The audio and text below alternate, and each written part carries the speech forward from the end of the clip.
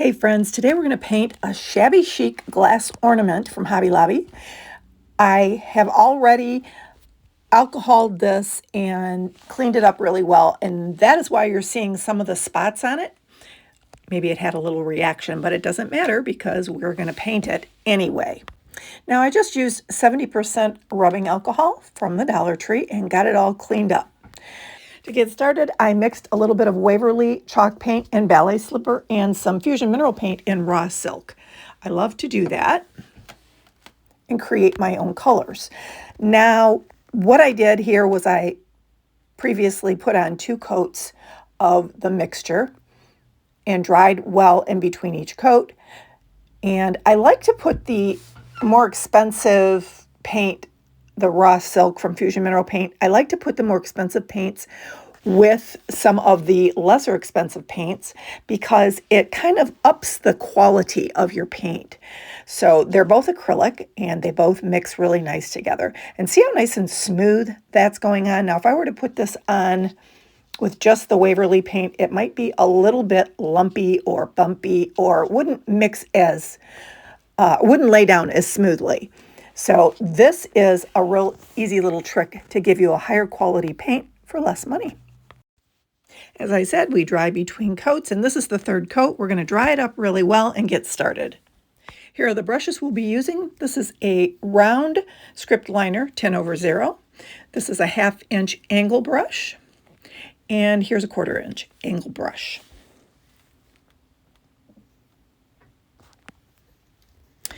Now this is the ballet slipper pink, and it's really thick as I stated before, so I have to kind of dig it out with a little stick. It's really good for coverage. Your chalk paints are your go-tos, but my Fusion Mineral Paint, when I add it to that, always does upgrade the paint. But in this case, we're going to be using this ballet slipper for some of the flower petals and some of the shading and whatnot. Now this is Wildberry by Deco Art, just a little dab of everything. Also by Deco Art, a dab of the Sea Breeze. That is a really cool color. And Leaf Green by Ceramcoat, Delta. This is by Apple Barrel. It's called Lime Tree, and I love it for those pops of color and those accents. Just a little dab. And one of my favorite greens by Folk Art is this Italian Sage. Next, we have some Burnt Umber by Deco Art Americana. And I'm not sure how much I'm going to use of this Cobblestone by Folk Art, but we're going to put a dab in there.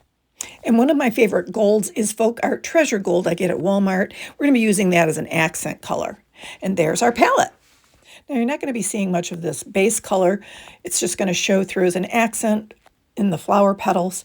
But in the end, it will look a lot moodier and very ethereal. So we're starting with that little bit of raw umber, that brown, making a little dot where I want the center of my rose to be. And I'm just taking that 1/2 inch chisel brush and I'm going around and making the bud of the flower and the petals. And I picked up a little bit of that light ballet slipper pink. It looks white, but it's not. You'll see the difference because I'm going to add some titanium white into the palette soon.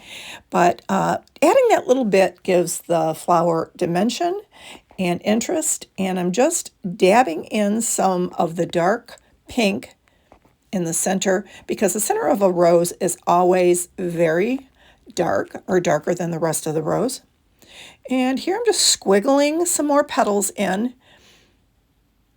And what I like to do is I like to put the petals in between the spaces, and I'll show you that in just a minute. I'm even adding a little bit of green, that sage green, into the petal because it gets all blended in. Now see, I'm showing you those 3 points. I'm going in between the points and creating my next petal. I go to the center of the petal the previous petal, and I just squiggle in my next petal. Find the center of the next petal and squiggle it in. And there you go. There you've got some petals. Now we need some interest, so we're going to add a little bit of highlight in there. All I do is very lightly go in with that point of the chisel brush, and I just add a little bit of shading. And I never just leave it plain. I always try to blend it in by dabbing it.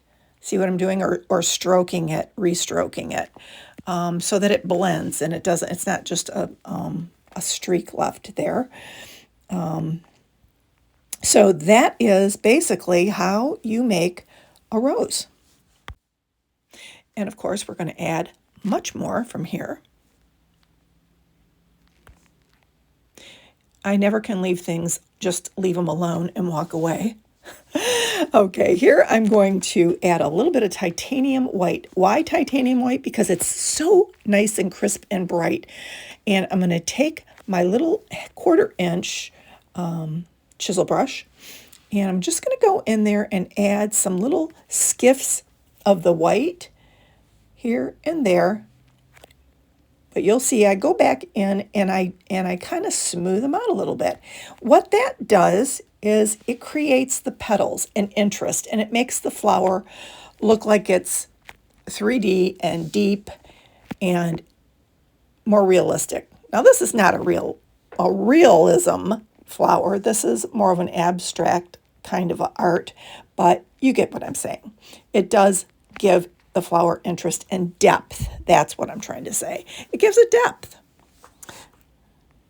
Don't you think? Anyway, next I'm going to create like a smaller flower off the side of this one. I'm picking up that little bit of white, and if you notice I'm never cleaning my brush. A little bit of white, I create 2 parentheses and a little swirl on top, and you've got a bud. And just adding some more, dabbing in, literally, some of the deeper pink, the wild berry pink, and adding some more interest at the top. Like I said, that's where the dark part of the flower usually is. And a lot of times I'll just walk away from a portion of what I'm painting, let it dry a little bit, and start another portion. Now what I'm doing here is I'm adding a little bit of interest, some shading, and that's going to be the background of the whole bulb. So I'm going to have some green shades with brown mixed in, and it's going to get deep and moody looking and interesting in the background. So here I'm just creating a little foliage. Not exactly necessarily a leaf of a rose, but some foliage of sorts that's just kind of poking out there. I'm adding lighter greens first, and then I'm getting in there and adding a little bit of the brown mixed with some of the green, and just adding some interest, some streaks and some dabs. Then I'm going to get in there and get that light green in there. That lime tree, that's the one that just brings it all to life. I love adding the strokes of lighter accent colors into the piece because it just brings it to life and gives it so much more depth and interest. There's several colors going on in any one thing that I stroke onto this piece.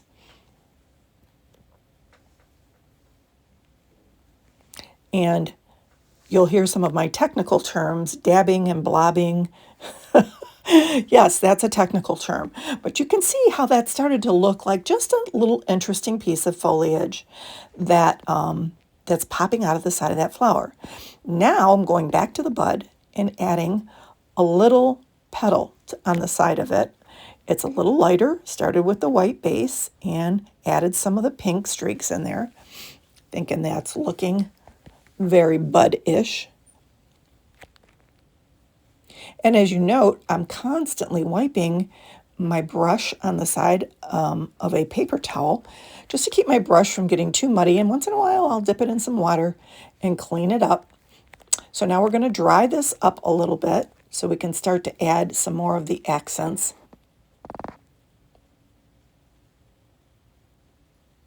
And I don't want them really dark. That's why I'm dabbing it off. Sometimes I'll dab on the dark colors, and then I'll add a little bit of water and make it almost like a wash, almost like a, because that's what gives it the muddy, ethereal look that I always love to do. And as you saw, I just added a little dab or a little blob of white up there at the top of that bud. You're going to see me adding some more here soon, just little dabs of white, dabs and a blob here and there. Just gives the piece interest.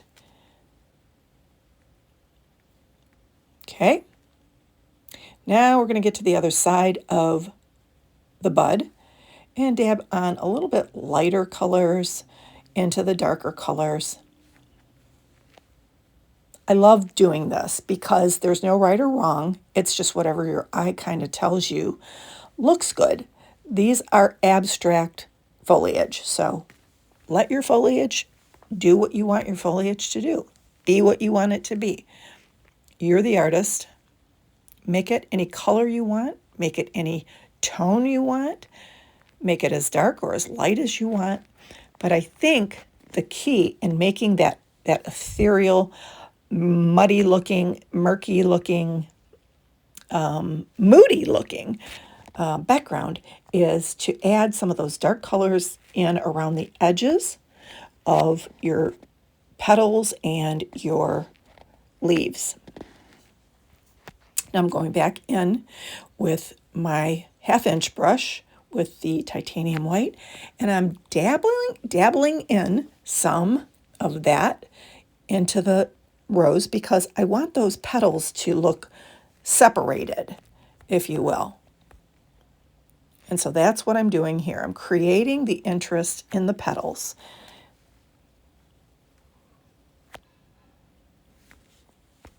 Just like that. And now that I've shown you some of the techniques I use, I'm going to speed this up just a little bit.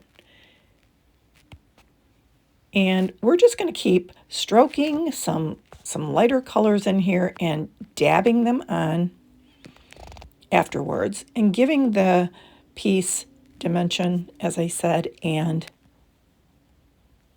a little bit of interest. Such a pretty little bud. It's a bigger bud. It grew. I love painting like this because you never really know what the end result is going to be.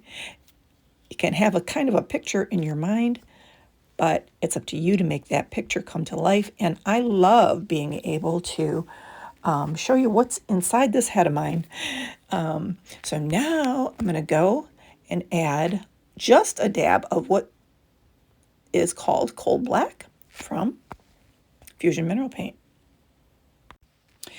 And you're probably saying, Susie, why in the world would you use black in a light pink piece? Well, that's because I'm mixing it with the brown and I'm giving some deepness and depth and interest to the piece. So I'm darkening up some of the center of the rose and I'm going in along the edges of the foliage. And all I'm doing is I'm dabbling it in, and then I'm going back and I'll be dabbling in other colors like that wild berry along the edge because it needs a little bit of crinkle along that center. It needs a little bit of interest. So I'm adding that wild berry in there, and you'll see me constantly wiping off my brush.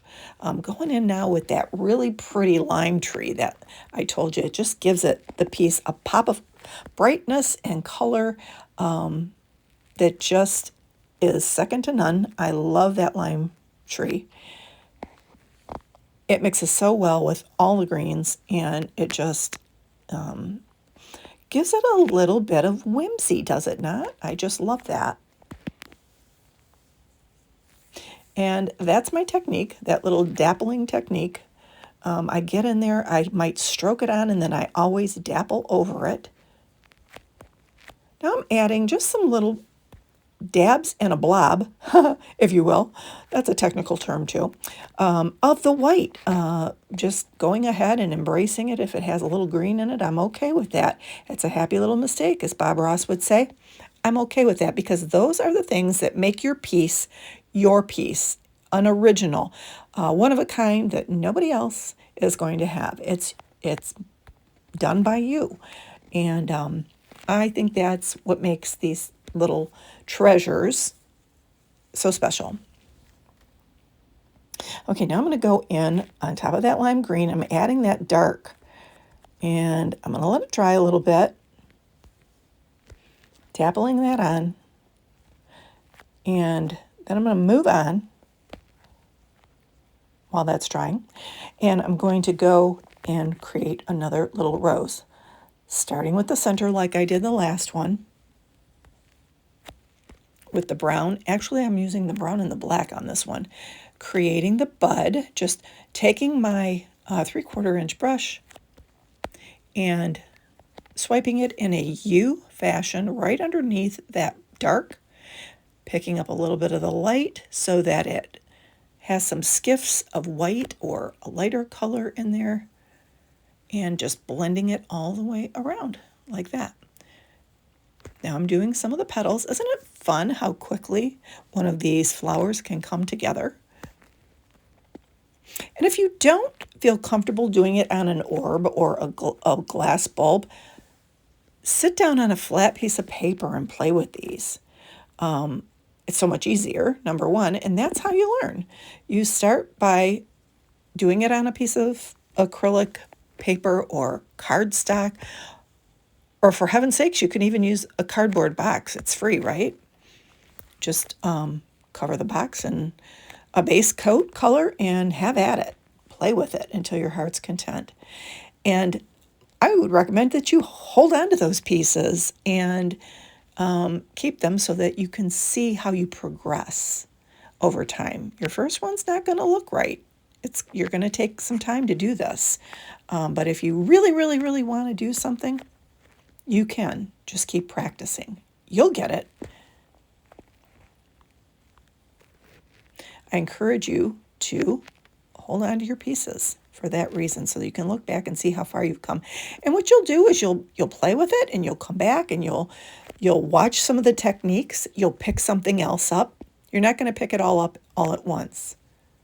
But what you do pick up, you can utilize until you learn your next technique. I'm going back over this little dark piece that I let dry for a little bit, dappling in some of the lighter color, some of the white, and toning it down just a little bit. We just kind of want that to be like a little bit of shading underneath that leaf. That's all that we're doing. Giving it a little bit of shading. And we want to create more foliage and whatnot around the whole bulb.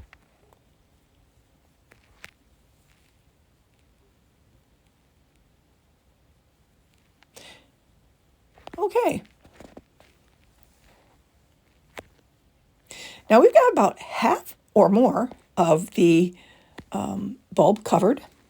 So as you can see, I'm going to go in here and I'm going to start creating just some interesting, like you would see if you were in a garden and maybe there's some pollen floating around, or there's some cottonwood trees near your rose garden and they are just kind of floating around. Here's my favorite. When you add a little bit of the sea breeze, it just really elevates the piece, in my opinion. Love adding that little bit of aqua in there. It just gives it so much interest in a kind of in a strange way, even though this is a shabby chic rose, but it gives it a little bit of whimsy, does it not? That color, you would not think to put sea breeze and lime tree together in a piece, but they really work. I encourage you to play with your colors in your stash. Purchase some colors that you wouldn't typically think to use together and try them. You might find yourself pleasantly surprised. I know I did. Studying a lot of different artists and looking at how they pair their colors together, it really does make a huge difference when you start playing in and dabbling in colors you wouldn't typically use. And what I did was dots of 3 all around the bulb. I'm going back into this flower and adding petals by dabbling in some of that titanium white very loosely and creating the interest of the flower, the petals, the separation, if you will.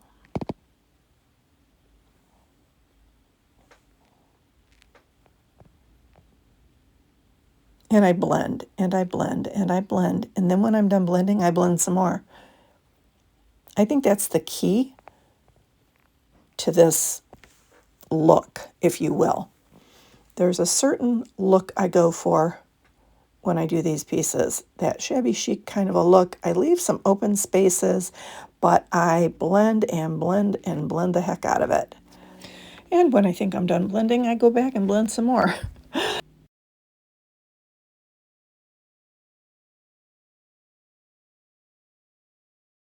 There you go. Streak it on, dab it in. Streak it on, dab it in.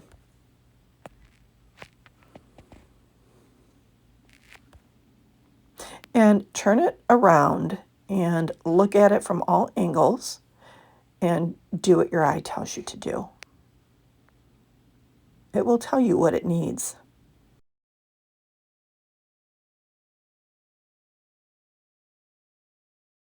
So now if you're looking down into the inside of a flower, that's what it might look like. It might have all those different shades and colors. It might look like you're looking down into a swirly tunnel, if you will, because those petals are in there nice and tight in a real flower. And there are usually several layers of them. So that's what I'm trying to create here, is the layers. Now, this bulb is probably more than half full at this point. So we are going to just start adding just some more interesting dabs of greenery, making some leaf-like foliage around the piece. I start with a darker green. I add a little bit of white to it and make it look just very vaguely like foliage. It fills up some of the gaps in between the flowers and makes you wonder, gee, I wonder what was in this pretty little bouquet. This little nose posy. I'm just picking up some of the brown, some of the white, and playing with it. If I was to create some foliage in my head, that's what it would look like. I'm going back, picking up some of that sea breeze and adding trios of dots. Now I'm picking up my script liner. If you don't have a good script liner, invest in one. They are a must for anything like this. I'm just creating some tendrils coming up out of these roses, and then I go back and go right over that dark green with a little bit of the white and give it some shading. And then I'm going to go back with my 1/4 inch angle brush and just dab in little bits of buds coming off those vines. Now I'm careful when I'm turning it around because you don't want to stick your hand in a glob of wet paint. So I decided I'm going to go ahead and add a little bit more of a tendril here to take up some more of that space in that on that bulb. And I just keep looking at it and trying to figure out where I want to go with this.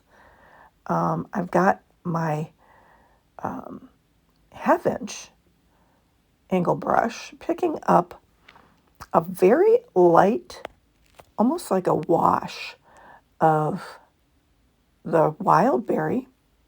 See, I keep dabbing it because I just don't want a lot of it. So I'm going to go around the edge of the flowers and try and fill in some of that.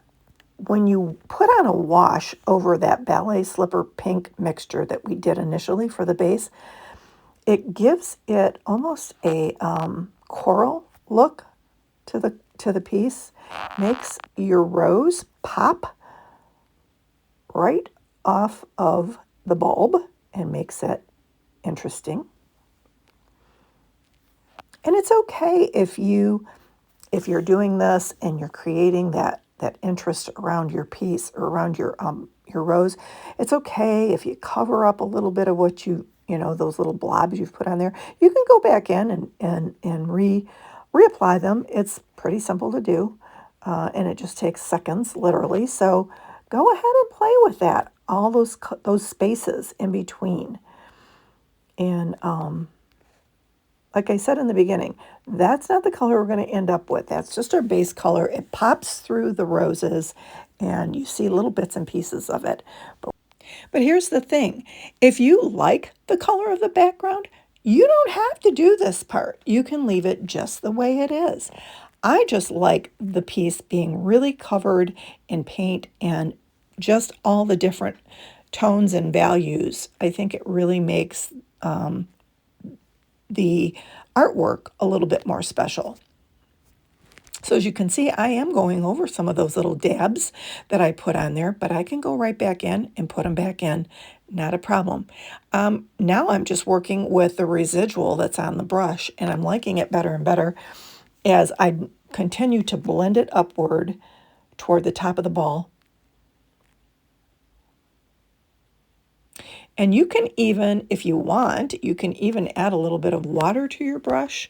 Acrylic paint reconstitutes super, super easy. So you can, if you're looking for a more of a dry brush technique or more of a watercolor look, that's what you can do. You can just get in there and reconstitute some of that acrylic paint and blend it right in. And it just makes the whole piece look so much more unique.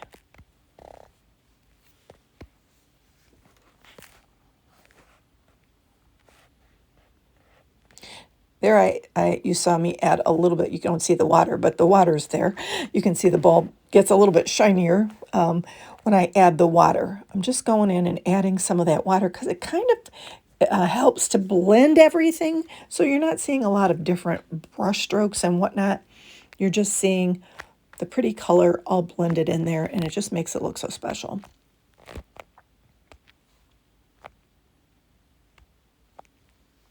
So as I said, let your eye be your guide.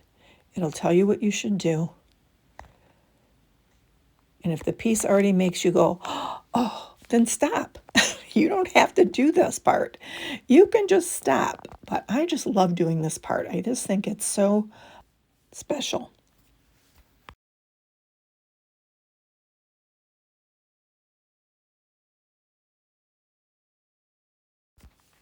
Okay, now you're going to see me go in with a little bit of the dark green and the light green mix, and I'm just going in and adding some illusion of more greenery, more foliage in the background. Just kind of blending it right over top of that coral color I created, and it just gives it more of a muddled effect. I love that look. But as I said, if you like it at any point, the way it is, you don't have to do this step. But you know me, I'm a little extra.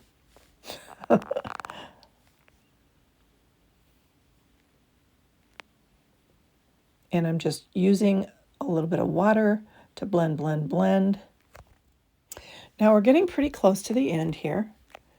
And what I'm going to end up doing here is adding some extra dots of color, going back over some of the ones that I kind of covered up a little bit with this technique.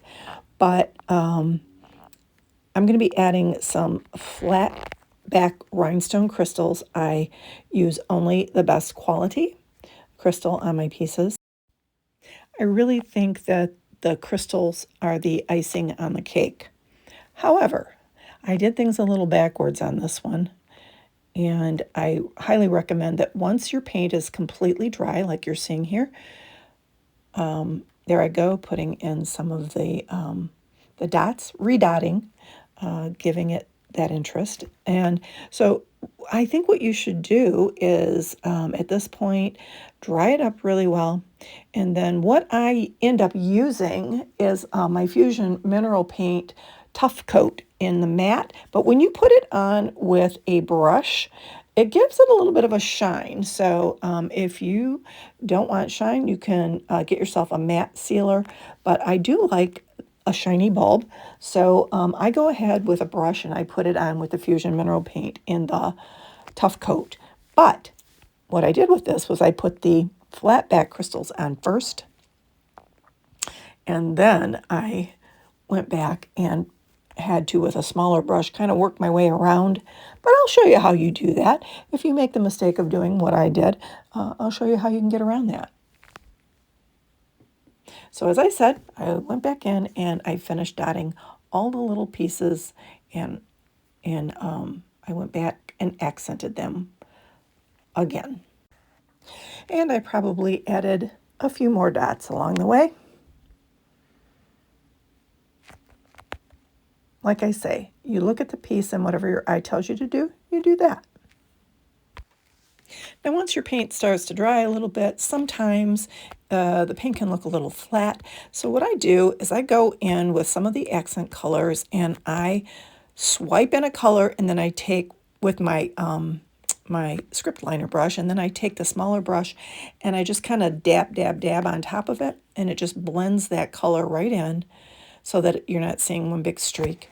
And it just brings some of that matte, dry looking paint once it dries. And keep in mind, your paint always dries a little bit darker. So I like to go in and add a little bit more highlight on top once it's dry. Just like that. Simple, easy peasy. Just covering up that streak so it doesn't look so bold. Just a little muted. And you do that till you like what you see.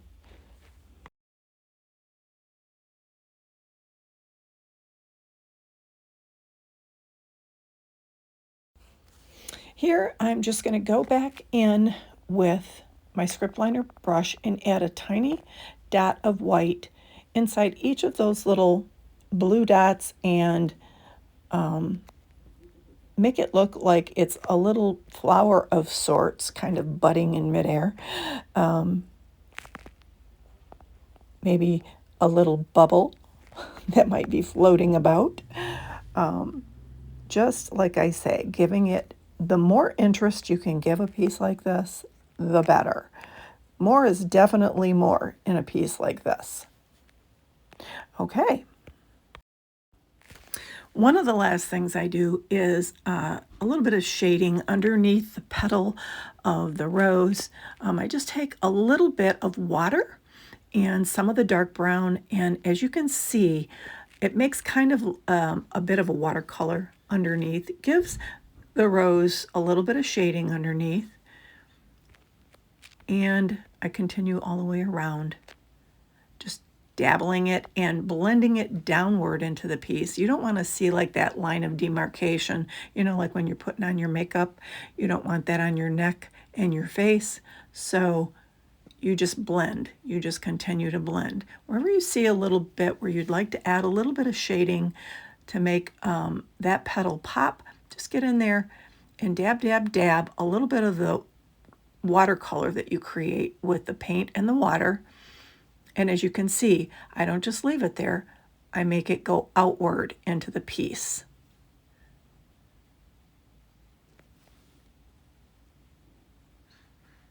And I do that under some of the leaves as well. And it's looking so pretty, right? And last but certainly not least, one of my favorite parts of doing one of these ornaments is adding a little bit of the metallic sparkle, because what's Christmas without some sparkle, right? So I'm just going to take my script liner and I'm going to dip it right down into that treasure gold from Folk Art. And I'm going to create like little trios, little dots all around the whole globe of the treasure gold. And even in the center of the rose, just brightening it up, giving it a little bit of sparkle, and draws the eye in, because, like I said, more is more. And this is one of those elements for me that I have a hard time drawing the line and stopping because I just want to keep going because it always looks so good. I say, well, if those dots look good, then a few skiffs will look even better. And the next thing I know, I got a whole gold bulb. But just joking. I'm just adding some accents here and there. And the more you add, the better it looks, truly. So don't be afraid of it. It's just paint. Worst case, you paint over it if you don't like that part. But I love adding the sparkle. That's definitely my jam.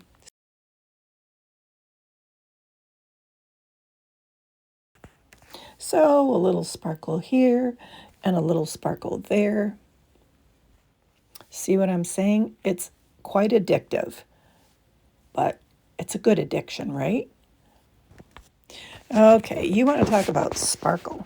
I'm going to use my Totally Dazzled Rhinestone Applicator to apply my SS20 flat back Aurora Borealis, or AB stones, that I purchased some pretty good quality stones that I use on my pieces.